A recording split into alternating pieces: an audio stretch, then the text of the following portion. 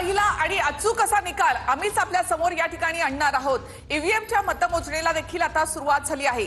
पहिला कल काही क्षणातच आपल्या हाती येईल आणि वर जे आपण पाहतो की मुंबईमध्ये 46 मुंबईमधला कल हाती येण्यास आता सुरुवात देखील झालेली आहे। आपण पाहतो भाजप 12, शिवसेना 8, मनसे 3, शिवसेना ठाकरेंची 9, काँग्रेस 6, तर भाजप आणि शिंदे 20, ठाकरे बंधू 12, काँग्रेस 6 आणि इतर 6। मुंबईतला हा कल आपण पाहतो आहोत। कलांचे आकडे जे आहेत ते आता बदलणार आहेत। पहिल्या कलांमध्ये भाजपने आघाडी घेतल्याचं आपण पाहतोय। भाजप आणि शिवसेना मिळून 20 जागांवर त्या ठिकाणी आघाडी घेतल्याचं आपण पाहतोय।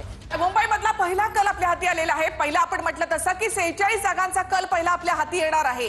23 म्हणजे 46, तर भाजप आणि शिंदे 20, ठाकरे बंधू 12। मुंबईतल्या पहिल्या कलांमध्ये भाजपने आघाडी घेतलेली आहे।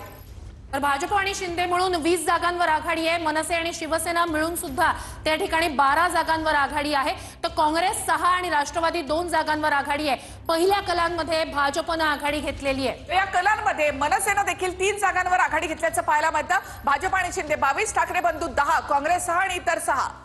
मुंबईतल्या पहिल्या कलांमध्ये भाजपने आघाडी घेतलेली आहे। भाजप 14, शिवसेना 18 अशी ही आघाडी आहे। मनसे आणि शिवसेना यांची 3 आणि 7 जागांची आघाडी आहे। पहिल्या कलांमध्ये सध्या युतीची आघाडी त्या ठिकाणी आपण पाहतोय। भाजप आणि शिंदे 22 जागांवर आघाडीवर। 2017 मध्ये शिवसेना 84 आणि भाजप 82 जागांवर होती। आता यावेळेला काय चित्र दिसतं पाहणं महत्त्वाचं असेल। भाजप आणि शिंदे आता 22 जागांवर, ठाकरेंची शिवसेना 7 म्हणजे दुप्पट जागांवर सध्या भाजप या ठिकाणी पाहायला मिळते। तर शिवसेना, शिंदेची शिवसेना 8 आणि ठाकरेंची शिवसेना 7 वर।